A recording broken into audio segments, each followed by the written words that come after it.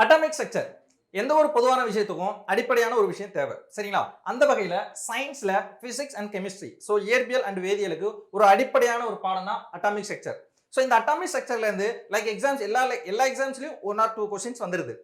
என்டிபிசியா இருக்கட்டும், RRB, group D, தென் TNPSC, SSC எல்லா எக்ஸாம்லயும் இதுல இருந்து ஒரு கொஸ்டின் கண்டிப்பா எதிர்பார்க்கலாம் சரிங்களா. ஸோ அதை பத்தி தான் இப்போ நம்ம பார்க்க போறோம். ஆட்டம்னா என்ன, அதோட ப்ராப்பர்ட்டிஸ் என்னென்ன. So welcome to Rajesh classes. நான் உங்க நண்பன் சரவணன்.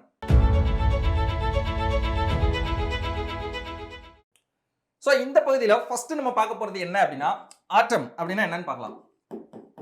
ஸோ ஆட்டம்னா என்னன்னா நம்மளை சுற்றி உள்ள எல்லா பொருட்களுமே சம் மேட்டரானது. மேட்டர்னா பருப்பொருள் அப்படின்னு சொல்லுவாங்க. ஸோ பருப்பொருள் அது திட நிலைமையா இருக்கலாம், திரவ நிலைமையா இருக்கலாம், வாயு நிலைமையா இருக்கலாம். ஸோ அதோட அடிப்படை செயல் அலகுதான் ஆட்டம், அதாவது அணுன்னு சொல்லுவாங்க. ஸோ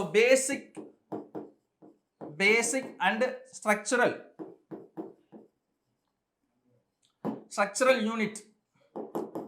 யூனிட் ஆஃப் மேட்டர் அப்படின்னு சொல்லுவாங்க சரிங்களா. ஸோ இந்த ஆட்டமை பத்தி ஃபர்ஸ்ட் ஒருத்தர் தியரிட்டிக்கலா சொன்னவர் யாரு அப்படின்னா 1808 வருஷம். ஸோ 1808 வருஷம் ஜான் டால்டன் தான் தியரிட்டிக்கலா சொல்லியிருப்பாரு. ஸோ ஒரு ஆட்டம்னா என்ன, அதோட டெஃபினிஷன் என்ன, அதோட ஷேப் எப்படி இருக்கும், அதோட அளவு எப்படி இருக்கும், அதோட சம் கேரக்டரிஸ்டிக் எப்படி இருக்கும் அப்படிங்கிறத ஃபர்ஸ்ட் சொல்லியிருப்பாரு. ஃபர்ஸ்ட் கொள்கை ஐ மீன் செல் அதாவது அட்டாமிக் தியரியை வெளியிட்டவரும் ஜான் டால்டன் தான். ஸோ அவர் என்ன சொல்லியிருப்பாருன்னா ஒரு ஆட்டம் என்பது என்ன அப்படின்னா it is a indivisible smallest particle. ஒரு அணு என்பது பிளக்க முடியாத மிகச் சிறிய நுண்ணிய துகள் அப்படின்னு சொல்லியிருப்பாரு சரிங்களா. So it is a indivisible smallest particle அப்படின்னு சொல்லியிருப்பாரு. It is indivisible smallest particle. அதோட ஷேப் எப்படி இருக்கும் அப்படின்னா ஸ்பியர் ஷேப் இருக்கும் அப்படின்னு சொல்லியிருப்பாரு. ஒரு ஆட்டம்னா ஸ்பியர் ஷேப்ல மட்டும்தான் இருக்கும் அப்படின்னு சொல்லியிருப்பாரு. இதோடைய அளவும் சொல்லியிருப்பாரு. இதோடைய ஆட்டாமிக் ரேடியஸ் எப்படி இருக்கும்னா 10⁻⁻8 சென்டிமீட்டர் அப்படின்னு சொல்லியிருப்பாரு சரிங்களா. சம் ஃபேக்ட்ஸ் இந்த ஆட்டம் வச்சு சம் ஃபேக்ட்ஸ் பார்த்தோம் அப்படின்னா என்னென்ன இருக்கும் அப்படின்னா எக்ஸாம் பாயிண்ட் ஆஃப் வியூ நம்ம பார்க்கும்போது ஸோ ஃபர்ஸ்ட் கண்டுபிடிச்சவர் யாரு அப்படின்னா டால்டன். அது 1808 வருஷம். ஸோ அதோட அளவு என்ன, அதோடைய ஷேப் என்னன்னா ஸ்பியர் ஷேப், அதாவது கோள வடிவம் உடையது. அதோடைய அளவு 10⁻⁻8 சென்டிமீட்டர் அப்படின்னு சொல்லலாம். வேற என்ன சம் ஃபேக்ட்ஸ் எல்லாம் ஆட்டம் பத்தி நம்மளுக்கு கேட்கலாம் அப்படின்னா ஸ்மாலஸ்ட் ஆட்டம் என்ன அப்படின்னு கேட்பாங்க. ஸ்மாலஸ்ட் ஆட்டம் அப்படின்னா என்னன்னா நல்லா கவனிச்சுங்க, ஹீலியம். ஸோ நம்ம எல்லாத்துக்குமே ஹைட்ரஜன் தான் ஞாபகம் வரும். ஹைட்ரஜன் ஸ்மாலஸ்ட் கிடையாது, ஹீலியம் தான் ஸ்மாலஸ்ட் ஆட்டம். லைட்டஸ்ட் ஆட்டம் மெல்லிய தனிமம் அப்படின்னா தான் அது ஹைட்ரஜன். ஸோ ஸ்மாலஸ்ட்னு சொல்லும் போதே அந்த இடத்துல லார்ஜஸ்ட் என்ன அப்படிங்கிறது நம்மளுக்கு ஞாபகம் வரணும். லார்ஜஸ்ட் ஆட்டம் என்ன அப்படின்னா பிரான்சியம் அப்படின்னு நம்மளுக்கு சொல்லுவாங்க சரிங்களா. தென் நெக்ஸ்ட் வேற என்னென்ன ஃபேக்ட்ஸ் எல்லாம் கேட்கலாம்னா இந்த ஆட்டமை ஒன்லி எதுல மட்டும் அப்சர்வ் பண்ண முடியும், எதுல மட்டும் பார்க்க முடியும் அப்படின்னா ஸ்கேனிங் டன்னலிங் மைக்ரோஸ்கோப் அப்படின்னு சொல்லி இங்கிலீஷ்ல சொல்லுவாங்க. தமிழ்ல வருடு ஊடுருவு நுண்ணோக்கி, அதனால மட்டும்தான் ஆட்டமை பார்க்க முடியும், வேற எதுனாலையும் பார்க்க முடியாது அப்படின்னு சொல்லுவாங்க. தென் அட்டாமிக் ரேடி, அதாவது ஒரு அணு ஆரத்தை அளக்கப்படும் அலகு சரிங்களா, அலகு யூனிட் அப்படின்னு சொல்லி இங்கிலீஷ்ல சொல்லுவோம். அது எப்படின்னா ஆங்ஸ்ட்ராம்ல தான் அளக்க முடியும் சரியா. 1 angstrom is equal to 10⁻⁻10 metre அப்படிங்கிறது நம்மளுக்கு எல்லாருக்கும் தெரியும். ஸோ இதுதான் ஆட்டமை பத்தி நம்மளோட எக்ஸாம் பாயிண்ட் ஆஃப் வியூல கேட்கப்படுது. தென் நெக்ஸ்ட் பார்க்கலாம் ஆட்டமோட ஸ்ட்ரக்சர் எப்படி இருக்கும். அதுக்கு முன்னாடி அட்டாமிக் தியரிய மாடல் பார்த்துடலாம். ஸோ அந்த ஆட்டம் பத்தி ஒவ்வொருத்தரும் ஒவ்வொரு விதமா சொல்லியிருப்பாங்க. அதுல மெயினா நம்மளோட எக்ஸாம் பாயிண்ட் ஆஃப் வியூ ஒரு 4 தியரி மட்டும் பார்க்கலாம் சரிங்களா. ஸோ அட்டாமிக் தியரி அணு கொள்கை அப்படின்னு சொல்லி தமிழ்ல சொல்லலாம் சரிங்களா. ஃபர்ஸ்ட் சொன்னவர் யாரு அப்படின்னா அது ஆல்ரெடி பார்த்ததான் ஜான் டால்டன். இவர் தான் ஒரு ஆட்டம்னா எப்படி இருக்கும்னா ஜஸ்ட் ஸ்பியர் ஷேப்ல மட்டும் இருக்கும் அப்படின்னு சொல்லி ஒரு ஸ்பியர் மட்டும் சொல்லியிருப்பாரு. ஆட்டம்னா ஒரு ஸ்பியர் ஷேப்பா அவ்வளவுதான் அப்படின்னு சொல்லி சொல்லியிருப்பாரு. தென் நெக்ஸ்ட் வந்து யார் சொல்லியிருப்பாருன்னா ஜே தாம்சன். ஓகேப்பா டால்டன் சொன்னதுல ஓகே கோள வடிவம் தான். பட் அவர் என்ன சொல்லியிருப்பாரு அப்படின்னா ஆட்டம் என்பது கோள வடிவம் தான், ஆனா ஆங்காங்கே சில நெகட்டிவ் பார்ட்டிகிள்ஸ் இருக்கு அப்படின்னு சொல்லியிருப்பாரு. இவர் தான் ஒரு கோள வடிவத்துல அங்கங்க கொஞ்சம் நெகட்டிவ் பார்ட்டிகிள்ஸ் இருக்குப்பா அப்படின்னு சொல்லியிருப்பாரு. அதாவது இவர் தான் நம்மளுடைய இவரோட அட்டாமிக் மாடல் தான் இவர் வந்து தர்பூசணி பழத்தோட ஒப்பிடுவாரு. ஸோ தர்பூசணி நம்ம எல்லாரும் பார்த்துருப்போம். ஸோ சிவப்பு கலர்ல இருக்கும், உள்ள வந்து அந்த விதை தான் ஒரு நெகட்டிவ் பார்ட்டிகிள்ஸ் அப்படின்னு சொல்லியிருப்பாரு. தென் நெக்ஸ்ட் வந்து யார் சொல்லியிருப்பாரு அப்படின்னா ரூதர்ஃபோர்ட். ரூதர்ஃபோர்ட் வந்து என்ன சொல்லியிருப்பாருன்னா, ஓகேப்பா நீங்க சொல்றதெல்லாம் கரெக்ட் தான், ஒரு ஆட்டம் என்பது என்ன ஸ்பியர் ஷேப்ல இருக்கும், ஆனா வந்து அதுக்குள்ள இருக்க பார்ட்டிகல்ஸ், அதாவது நெகட்டிவ் பார்ட்டிகல்ஸ் ஆங்காங்கே இருக்காது, அது வந்து ஒரு ரவுண்ட் ஷேப்ல சுத்திட்டு இருக்கும் அப்படின்னு சொல்லியிருப்பாரு. அப்ப நடுவுல என்ன இருக்கும் அப்படின்னா, சோ சென்டர்ல ஒரு நியூக்ளியஸ் இருக்கு. நல்லா கண்டுபிடிச்சுங்க, நியூக்ளியஸை கண்டுபிடிச்சு சொன்னவர் யார் அப்படின்னா ரூதர்ஃபோர்ட். அதனால தான் அவருக்கு வந்து 1909ல நோபல் பிரைஸ் கூட கொடுத்திருப்பாங்க. சரிங்களா? சோ ஒரு புரோட்டான் உள்ள இருக்கு, அதை சுத்தி தான் இந்த நெகட்டிவ் பார்ட்டிகல்ஸ் சுத்திட்டு இருக்கு அப்படின்னு சொன்னவர் யாரு அப்படின்னா எர்னஸ்ட் ரூதர்ஃபோர்ட் தான் சொல்லியிருப்பாரு. சரிங்களா? சோ இது ரொம்ப இம்பார்ட்டன்டான நம்மளுக்கு எக்ஸாம் பாயிண்ட் ஆஃப் வியூல क्वेश्चन. தென் நெக்ஸ்ட் யாரு அப்படின்னா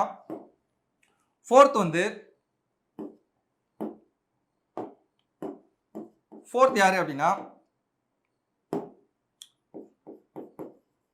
நீல்ஸ் போர். சோ இவர் தான் ஒரு தெளிவான ஸ்ட்ரக்சர் கொடுத்திருப்பார் ஒரு ஆட்டமுக்கு. ஒரு ஆட்டம்னா நியூக்ளியஸ் இருக்கும், சோ அதை சுத்தி ஆற்றல் மட்டங்கள் இருக்கும் அப்படின்னு சொல்லி எனர்ஜி லெவல்ஸா கொண்டு போயிருப்பாரு. இது நியூக்ளியஸ், அதை சுத்தி இருக்கிறது புறமே எலக்ட்ரான் சுத்தும். சோ அது ஒவ்வொரு ஆற்றல் எனர்ஜி லெவல் வைஸா சுத்தும், ஆற்றல் மட்டங்கள் வைஸா சுத்தும். சோ இதுதான் first Dalton, J Thomson, Rutherford, Niels Bohr. So இந்த 4 கொள்கைகள் ரொம்ப அவசியம், நம்மளுக்கு தேவையான விஷயம். சரிங்களா? நெக்ஸ்ட் வந்து ஆட்டமோட ஸ்ட்ரக்சர், ஆட்டம்குள்ள என்னென்ன இருக்கு அப்படிங்கறத நம்ம பார்க்கலாம். சரிங்களா? சோ ஆட்டம் ஸ்ட்ரக்சர் அப்படின்னு பார்க்கும்போது சோ 3 டைப்ஸா நம்ம 3 பார்ட்ஸா பிரிச்சுக்கலாம். சோ ஒன்னு வந்து சப்அட்டாமிக் பார்ட்டிகல்ஸ், அதாவது தமிழ்ல அணுக்கூறுகள் அப்படின்னு சொல்லுவாங்க. ரெண்டு வந்து நியூக்ளியஸ், அதாவது உட்கரு. மூணாவது வந்து ஆர்பிட், அதாவது சுற்றுவட்ட பாதை அப்படின்னு சொல்லுவாங்க. சோ இதை தான் நம்ம இப்போ ஒவ்வொன்றா நம்ம பார்க்க போறோம். ஃபர்ஸ்ட் ஆஃப் ஆல் சப்அட்டாமிக் பார்ட்டிகல்ஸ்ல என்னென்ன இருக்கு அப்படிங்கறத நம்ம தெரிஞ்சுக்கிறோம். மெயினா ஃபண்டமெண்டல் பார்ட்டிகல்ஸ் அப்படின்னு சொல்றது எது அப்படின்னா புரோட்டான், எலக்ட்ரான் அண்ட் நியூட்ரான் அப்படின்னு நம்மளுக்கு சொல்லுவாங்க. சோ ஃபர்ஸ்ட் புரோட்டான், எலக்ட்ரான், தமிழ்லையும் புரோட்டான், எலக்ட்ரான், நியூட்ரான் தான். சரிங்களா? சோ புரோட்டான், எலக்ட்ரான், நியூட்ரான், இதை பத்தி நம்ம ஒவ்வொன்றா இப்ப நம்ம பார்க்க போறோம். சரிங்களா? First of all proton. புரோட்டானை பத்தி நம்ம எக்ஸாம் பாயிண்ட் ஆஃப் வியூல ஒரு ஃபேக்ட்ஸா பார்த்துடலாம். ஃபர்ஸ்ட் புரோட்டான் 1886 வருஷம் கோல்ட்ஸ்டீன் அப்படிங்கிற ஒரு அறிஞர். சோ கோல்ட்ஸ்டீன் என்ன பண்ணிருப்பாரு அப்படின்னா அவருடைய எக்ஸ்பெரிமெண்ட் நேம் என்ன அப்படின்னா கேனல் ரே எக்ஸ்பெரிமெண்ட். சோ தமிழ்ல புழைக்கதிர் குழாய் எக்ஸ்பெரிமெண்ட் அப்படின்னு சொல்லியிருப்பாரு. அவர் வந்து அவருடைய எக்ஸ்பெரிமெண்ட் செய்யும் போது ஏதோ ஒரு பார்ட்டிகல் வருதுப்பா, ஆனா அது பாசிட்டிவ் சார்ஜா இருக்கு அப்படின்னு மட்டும் சொல்லியிருப்பாரு. அதை ஆராய்ச்சி பிற்காலத்துல 1920ல ரூதர்ஃபோர்ட் தான் அதுக்கு நேம் சொல்லியிருப்பாரு. ஒரு பார்ட்டிகல்ஸ் இருக்கு, அது பாசிட்டிவா இருக்கு, ஆனா அதோட நேம் என்ன அப்படின்னா புரோட்டான் அப்படின்னு சொல்லி ஃபர்ஸ்ட் சொன்னவர் யாரு அப்படின்னா ரூதர்ஃபோர்ட் தான் சொல்லியிருப்பாரு. சரிங்களா? அப்ப இந்த இதோட ப்ராப்பர்ட்டிஸ் நமக்கு தெரியணும்ல, புரோட்டானோட ப்ராப்பர்ட்டிஸ் என்னென்ன இருக்கு அப்படிங்கறத நம்ம பார்க்கலாம். It is a positive charged particle. சரிங்களா? இதோட சார்ஜ், ஆக்சுவல் சார்ஜ் எப்படி இருக்கும்னா +1.6 into 10⁻⁻19 கூலும். சரிங்களா? இதோட அட்டாமிக் மாஸ் எப்படி இருக்கும்னா 1.6723 into 10⁻⁻27 கிலோகிராம். சோ இதுதான் புரோட்டான் அப்படின்னு கேட்டா இதுல நம்மள கேட்க வேண்டியது முக்கியமான விஷயம் என்னன்னா கோல்ட்ஸ்டீன் அடிக்கடி நம்மளுக்கு क्वेश्चन பாயிண்ட் ஆஃப் நம்மளுடைய எக்ஸாம்ஸ்ல அதிகமா கேட்டிருக்காங்க. அதே மாதிரி ரூதர்ஃபோர்டும் கேட்டிருக்காங்க. அதாவது எப்படி கேட்பாங்க அப்படின்னா கோல்ட்ஸ்டீன் டிஸ்கவர் பண்ணது, அதுக்கு நேம் வச்சவர் தான் Rutherford. So named by Rutherford. So இதுதான் புரோட்டான்ல நம்ம தெரிஞ்சுக்க வேண்டியது. நெக்ஸ்ட் பார்க்கலாம். நெக்ஸ்ட் என்ன அப்படின்னா எலக்ட்ரான். சோ எலக்ட்ரான்ல ஃபர்ஸ்ட் நம்ம இதுலயும் அதே எக்ஸாம் பாயிண்ட் ஆஃப் வியூல பார்க்கலாம். 1897ல அவருடைய பேரு ஃபுல் நேம் நம்ம சொல்லிடலாம், சர் ஜான் ஜேம்ஸ் தாம்சன் அப்படி சொல்லுவாங்க. நம்மளுடைய புக்ஸ் எல்லாம் பாத்தீங்கன்னா ஜே தாம்சன் அப்படின்னு சொல்லியிருப்பாங்க. So J Thomson. சோ இவர் தான் டிஸ்கவர் பண்ணவர். நல்லா ஞாபகம் வச்சுக்கோங்க, எலக்ட்ரானை டிஸ்கவர் பண்ணது யாரு அப்படின்னா ஜே தாம்சன். அவர் எந்த எக்ஸ்பெரிமெண்ட் மூலமா கண்டுபிடிச்சிருப்பாரு அப்படின்னா கேத்தோட் ரே எக்ஸ்பெரிமெண்ட். சோ அதன் மூலமா கண்டுபிடிச்சிருப்பாரு. சரிங்களா? சோ இதுக்கு நேம் வச்சவர் யாருன்னு தெரியணும்ல. சோ எலக்ட்ரானுக்கு நேம் வச்சவர் யாருன்னா நேம்டு பை ஸ்டானிங் அப்படிங்கிற ஒரு அறிஞர் வச்சிருப்பாரு.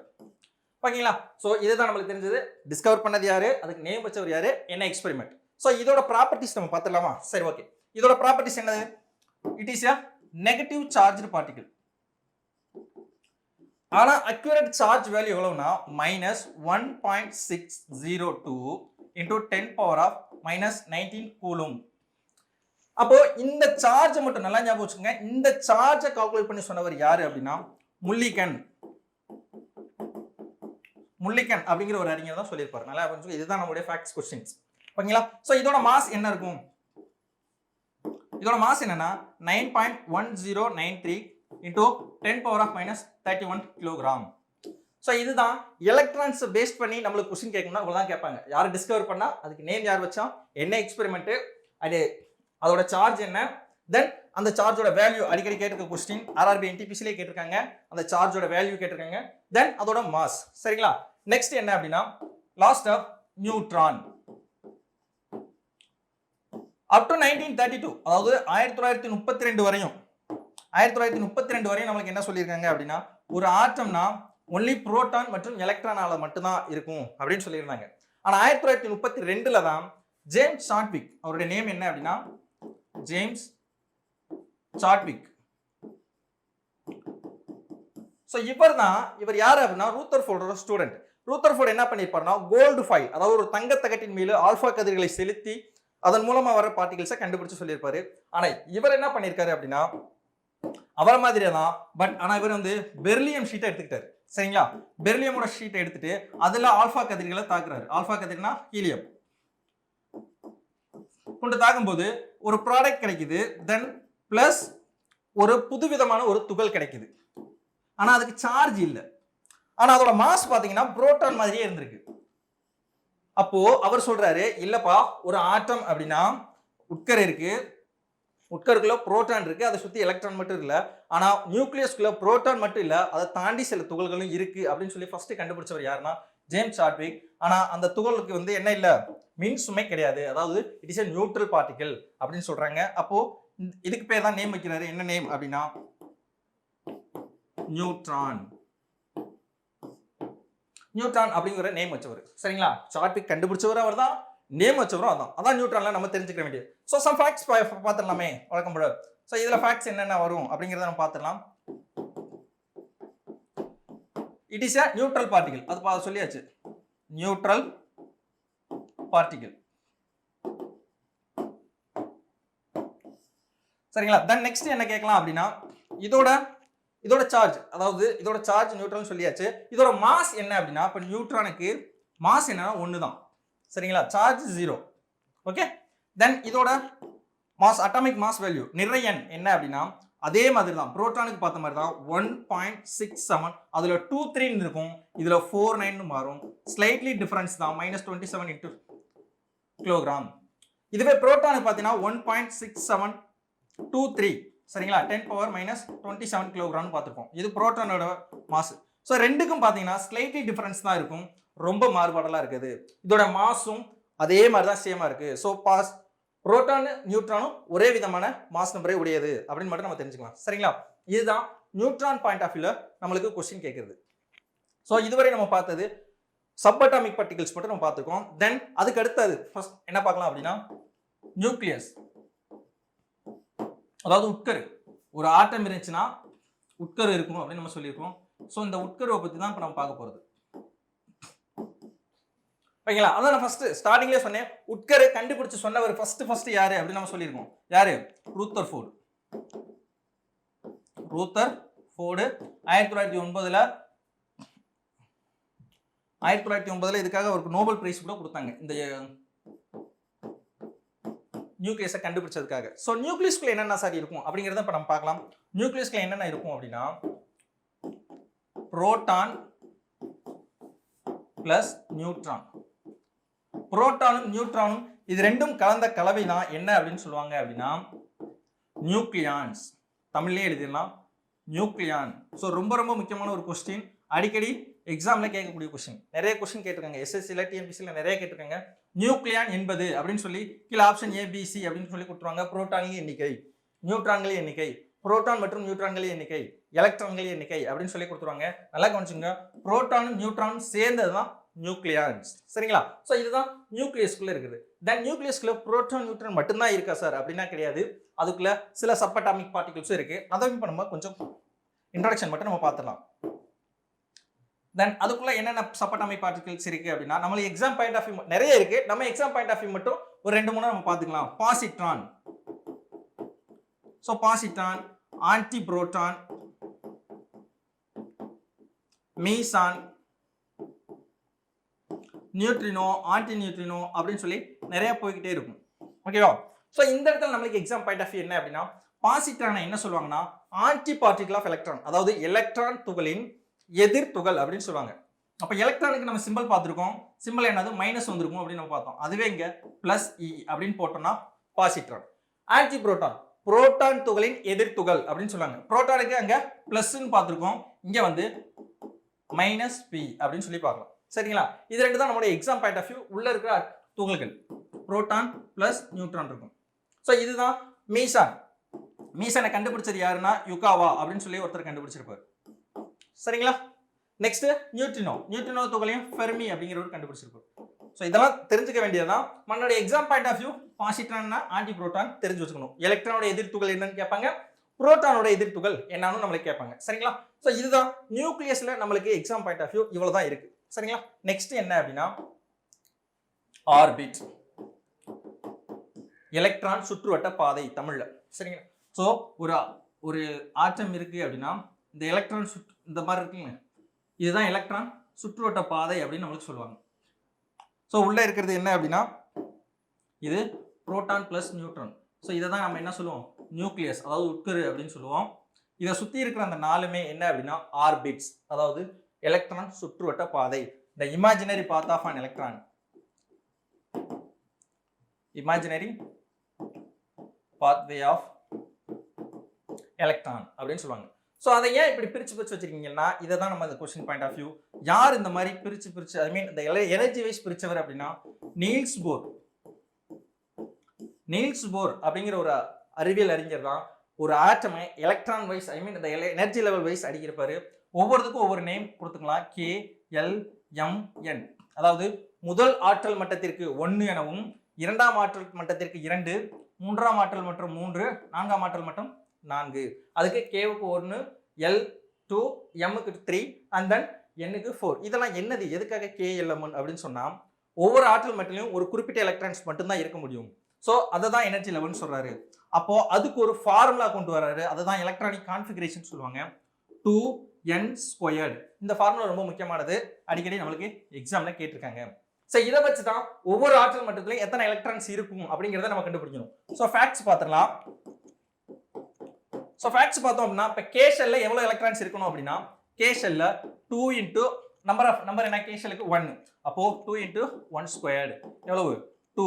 அப்போ கே ஷெல்ல ஒன்லி 2 எலக்ட்ரான்ஸ் மட்டும் தான் இருக்க முடியும். இந்த கே ஷெல்ல ஒன்லி 2 எலக்ட்ரான்ஸ் மட்டும் தான் இருக்க முடியும். சரிங்களா? தென் அதுக்கு அடுத்து என்ன அப்படின்னா L shell, L into 2², 4 into 2 8. அப்போ எல் ஷெல்ல எத்தனை இருக்க எலக்ட்ரான் இருக்கலாம், 8 எலக்ட்ரான் இருக்கலாம். ஸோ இங்க ஒரு எலக்ட்ரான், எல் ஷெல். ஸோ இந்த மாதிரி சரிங்களா, இந்த எலக்ட்ரான்ஸ் இப்படி ஃபில் பண்றதுக்கான ஃபார்முலா தான் இது. அப்போ ஒவ்வொரு ஷெல்லையும் எத்தனை எலக்ட்ரான்ஸ் இருக்கிறது கண்டிப்பா நம்மளுக்கு தெரிய வேண்டியது, அடிக்கடி கொஸ்டின் நம்மளுக்கு கேட்பாங்க. ஸோ அதை நம்ம பார்க்கலாம். எம் ஷெல்ல எத்தனை இருக்கும்னா 2 இன்ட்டு 3² 18 எலக்ட்ரான்ஸ். என் ஷெல்ல 2 இன்ட்டு 4² 32 எலக்ட்ரான்ஸ். இதுதான் நம்மளுடைய ஃபேக்ட்ஸ். இந்த கொஸ்டின் பாயிண்ட் ஆஃப் வியூ நம்ம தெரிஞ்சுக்க வேண்டிய அவசியம். 1 2n², ஒவ்வொரு ஷெல்லையும் எவ்வளோ எலக்ட்ரான்ஸ் இருக்கும். இந்த மாதிரி எனர்ஜி லெவல்ஸ். ஸோ இந்த மாதிரி எனர்ஜி லெவல் வச்சு சொன்னவர் யாரு அப்படின்னா நீல்ஸ் போர். ஸோ இதுதான் electron, proton, neutron atomic structure நம்ம பார்த்தாச்சு. சரிங்களா? தென் நெக்ஸ்ட் நம்ம பார்க்க போறது அட்டாமிக் நம்பர்னா என்ன. அட்டாமிக் நம்பர் அதாவது அணு எண் அப்படின்னு நம்மளுக்கு சொல்லுவாங்க. ஸோ அணு எண் என்னன்னா ஒரு அட்டாம் அதுவே ஒரு ஆட்டம்ல நம்பர் ஆஃப் புரோட்டான்ஸ் அல்லது நம்பர் ஆஃப் எலக்ட்ரான்ஸ். சரிங்களா? ஒரு அட்டாமிக் நம்பரோட சிம்பல் என்னன்னு குறிச்சுக்கலாம் அப்படின்னா Z. ஒரு அணுவில் உள்ள எலக்ட்ரான்கள் எண்ணிக்கை அல்லது புரோட்டான்களின் எண்ணிக்கை. நல்லா ஞாபகம் வச்சுங்க. இதுதான் டெஃபினிஷன். ஒரு அணுவில் உள்ள எலக்ட்ரான்களின் எண்ணிக்கை அல்லது புரோட்டான் எண்ணிக்கை தான் அணு எண் அப்படின்னு நம்மளுக்கு சொல்லுவாங்க. ஸோ அதான் எலக்ட்ரான் எண்ணிக்கை ஈன்னு அப்படின்னு நம்ம சொல்லிக்கிறோம், புரோட்டான் எண்ணிக்கை பின்னு நம்ம சொல்லிக்கிறோம். அது என்ன இசட்? இந்த இடத்துல இசட் போட்டுங்களா, அதுக்கு என்ன மீனிங் அப்படின்னா, இசட்னா ஜால், ZAHL ஜால். இந்த ஜால்ன்றது எங்க இருந்து வந்தது அப்படின்னா ஜெர்மன் லாங்குவேஜ்ல இருந்து வந்தது. அதுக்கு என்ன சார் மீனிங் அப்படின்னா, ஜால்னா நம்பர்னு அர்த்தமா. ஸோ ஆட்டம் ஜால் அட்டாமிக் நம்பர், இதுல இருந்து தான் நம்ம இந்த ஜெட்னு எடுத்தோம். நல்லா ஞாபகம் வச்சுங்க. இதுதான் நம்மளுக்கு கொஸ்டின் பாயிண்ட் ஆஃப் வியூ. அணு எண். அணு எண் என்பது ஒரு அணுவில் உள்ள புரோட்டான் எண்ணிக்கை அல்லது எலக்ட்ரானின் எண்ணிக்கை. சரி, வேற ஏதாவது ஃபேக்ட்ஸ் ஃபைலா கேட்கலாம் நம்மளுக்கு கொஸ்டின் பாயிண்ட் ஃபேக்ட். ஸோ ரெண்டுக்கு ஒரு டிஃபரன்ஸ் இருக்கு. அணு எண் அதே பேஸ் பண்ணி இன்னொன்று அதே மாதிரி தமிழ்ல ஒரு வேர்டு இருக்கு, அணுக்கட்டு எண். அணுக்கட்டு எண் இங்கிலீஷ்ல சொல்ல போனா அட்டாமிசிட்டி அப்படின்னு நமக்கு சொல்லுவாங்க. What do mean by atomicity? அதாவது ஒரு மூலக்கூறு உள்ள அணுக்களின் எண்ணிக்கை தான் atomicity. the number of atoms in the molecule. so number of atoms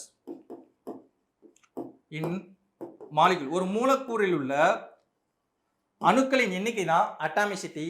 atomic number, அணு எண், அணுக்கட்டு எண், ரெண்டுக்கு வித்தியாசம் இருக்கு. அணு எண்ணா ஒரு ஆட்டமில் உள்ள புரோட்டான்கள் அல்லது எலக்ட்ரான் எண்ணிக்கை.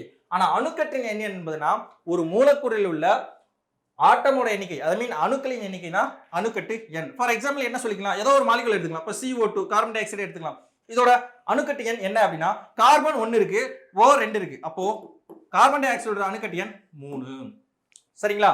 அட்டாமிக் ஸ்ட்ரக்சரை பொறுத்தளவு இந்த வீடியோ நீங்க ஃபுல் வீடியோ பார்த்துட்டீங்கனாலே நம்மளுடைய எக்ஸாம் பாயிண்ட் ஆஃப் வியூ எல்லா क्वेश्चंसமே நம்ம கவர் பண்ணிருக்கோம். இதுக்கு மேலும் நம்மளுடைய வீடியோ நீங்க பார்க்கணும் அப்படின்னா சப்ஸ்கிரிப்ஷன் பட்டனை கிளிக் பண்ணுங்க. பக்கத்துல ஒரு பெல் ஐகான் இருக்கும், அதை நீங்க கிளிக் பண்ணி வச்சிட்டீங்கன்னா அடுத்தடுத்து நம்ம போறக்கூடிய நோட்டிபிகேஷன் உடனே வந்து உங்களை சேரும். சரிங்களா? சோ நெக்ஸ்ட் நம்ம பார்க்க போறது என்ன அப்படின்னா மாஸ் நம்பர். சோ மாஸ் நம்பர்னா என்ன அப்படின்னா தமிழ்ல அணு நிறை, அணு நிறை அல்லது நிறை எண் அப்படின்னு நம்மளுக்கு சொல்லுவாங்க. சரிங்களா? சோ நிறை எண் ரெண்டும் ஒண்ணுதான்.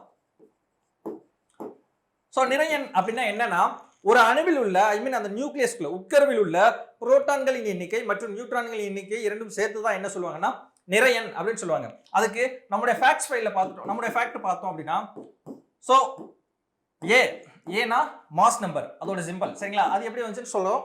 So A is equal to என்ன அப்படின்னா புரோட்டான் பிளஸ் நியூட்ரான். ஒரு அணுவில் உள்ள புரோட்டான் எண்ணிக்கை மற்றும் நியூட்ரான் எண்ணிக்கை தான் நிறை எண் அப்படின்னு சொல்லுவாங்க. இதுக்கு இன்னொன்னு ட்விஸ்ட் பண்ணி நம்மளுக்கு கேட்கணும் அப்படின்னா எப்படி கேட்பாங்க அப்படின்னா நியூக்ளியான்களின் எண்ணிக்கைன்னு கேட்பாங்க.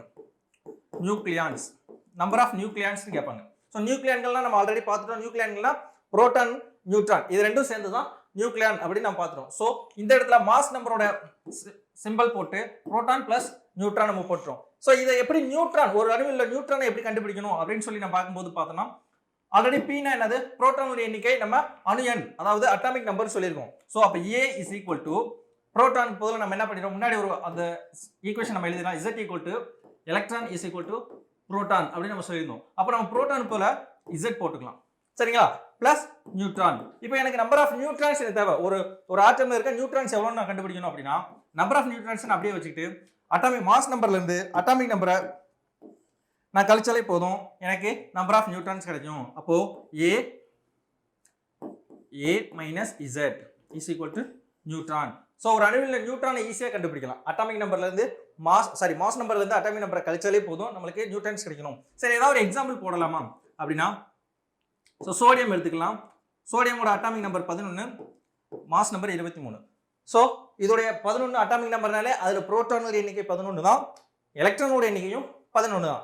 பட் இதோட நியூட்ரான் எண்ணிக்கை எவ்வளவு அப்படின்னு நம்ம கண்டுபிடிக்கும் போது ஸோ இந்த ஆட்டமுக்கு so number of neutrons is equal to atomic number என்ன, மாஸ் நம்பர் என்னன்னா 23, அட்டாமிக் நம்பர் 11. ஸோ இது ரெண்டையும் சப்ட்ராக்ட் பண்ணணும்னா என்ன ஆகும்? சரியா? Number of neutrons is equal to 12. ஸோ எந்த ஒரு எலமெண்ட்டுக்கும் ஒரு மாஸ் நம்பர் அட்டாமிக் நம்பர் ரெண்டும் தெரிஞ்சுன்னா அந்த நம்பர்ல இருக்க ஐ மீன் அந்த ஆட்டம்ல இருக்கிற நியூட்ரான்ஸ் ஈஸியா கண்டுபிடிக்கலாம். சரிங்களா? ஸோ இந்த நெக்ஸ்ட் நம்ம பார்க்கலாம். நெக்ஸ்ட் என்ன நம்ம பார்க்க போறோம் அப்படின்னா different kinds of atomic species அப்படின்னு சொல்லுவாங்க. ஸோ இந்த அட்டாமிக் நம்பர் மாஸ் நம்பரை வச்சு எப்படி போடலாம், அதுக்கு முதல்ல சிம்பிள் எப்படி போடலாம். ஸோ சிம்பிள்னா இப்போ ஏதோ ஒரு எலமெண்ட் அப்படின்னும் போது அட்டாமிக் நம்பர் எங்க போடணும், மாஸ் நம்பர் எங்க போடணும் இருக்கு. அட்டாமிக் நம்பர் எப்பயுமே நம்ம கீழே தான் போடணும். சரிங்களா? மாஸ் நம்பரை எப்பவுமே மேல தான் போடணும். சரிங்களா? சோ இந்த இடத்துல மாஸ் நம்பர் என்ன அப்படின்னு நான் சொல்றேன், சொல்லல. சோ இந்த இடத்துல A அப்படின்னா என்ன அப்படின்னா ஆட்டம் கே விக்டே. சோ இது என்ன வேர்டு அப்படின்னா இது ஒரு ஜெர்மன் வேர்டு. அதுக்கு என்ன அர்த்தம்னா ஆட்டம் கே விக்டேனா ஜெர்மன் லாங்குவேஜ்ல வெயிட்னு அர்த்தம். சோ ஆட்டம் வெயிட், அட்டாமிக் வெயிட் அப்படின்னும் போது அணு நிறை அப்படின்ற ஒரு மீனிங்ல நம்மளுக்கு வந்திருக்கும். இதுல இருந்து தான் நம்ம ஃபர்ஸ்ட் லெட்டரா மாஸ் நம்பருக்கு ஏன் நம்ம எடுத்துருக்கோம். சரிங்களா? சோ இப்போ சிம்பிள் எப்படி போடணும்னா ஏதோ ஒரு எலமெண்ட் போட்டுட்டு அட்டாமிக் நம்பர் எப்பயுமே கீழே தான் போடணும், மாஸ் நம்பர் அதுக்கு மேலே தான் போடணும். சரிங்களா? சோ இதுதான் சிம்பிள். இது எலமெண்டோட சிம்பிள். சோ A என்பது மாஸ் நம்பர், Z என்பது அட்டாமிக் நம்பர். சரிங்களா? இவ்வளவுதான். தென் நெக்ஸ்ட் நம்ம பார்க்க போறது என்ன அப்படின்னா different atomic species.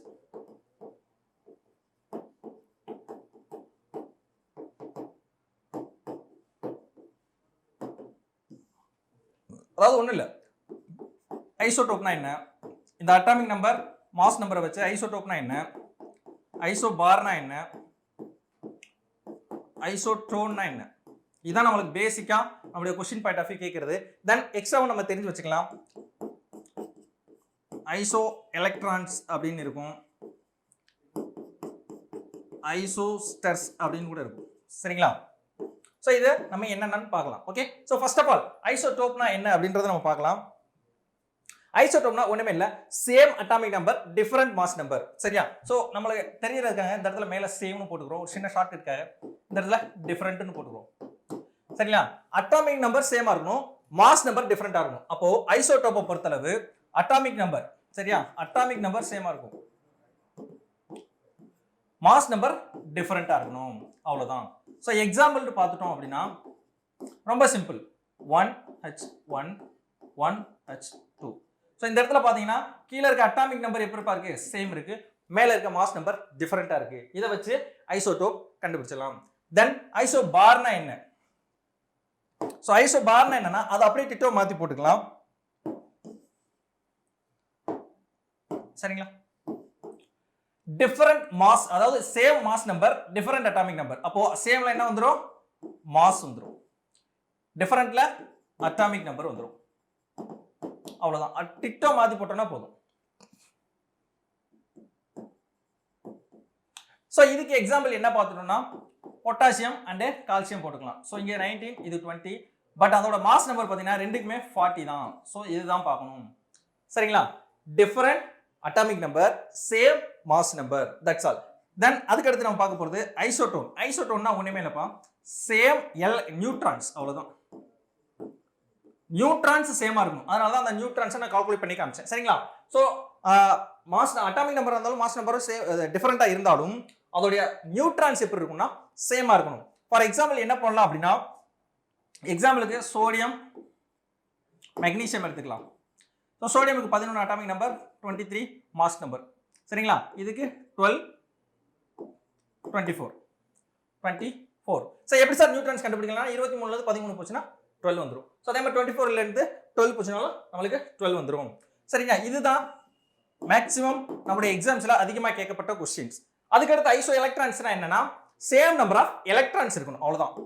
Sir electrons சேமா இருக்கணும், நம்பர் ஆஃப் எலக்ட்ரான்ஸ் சேமா இருந்தாலே போதும். ஃபார் எக்ஸாம்பிள் என்னன்னா இப்போ சோடியம் பிளஸ் கொடுக்குறோம், மெக்னீசியம் 2+ கொடுக்குறோம். சரிங்களா?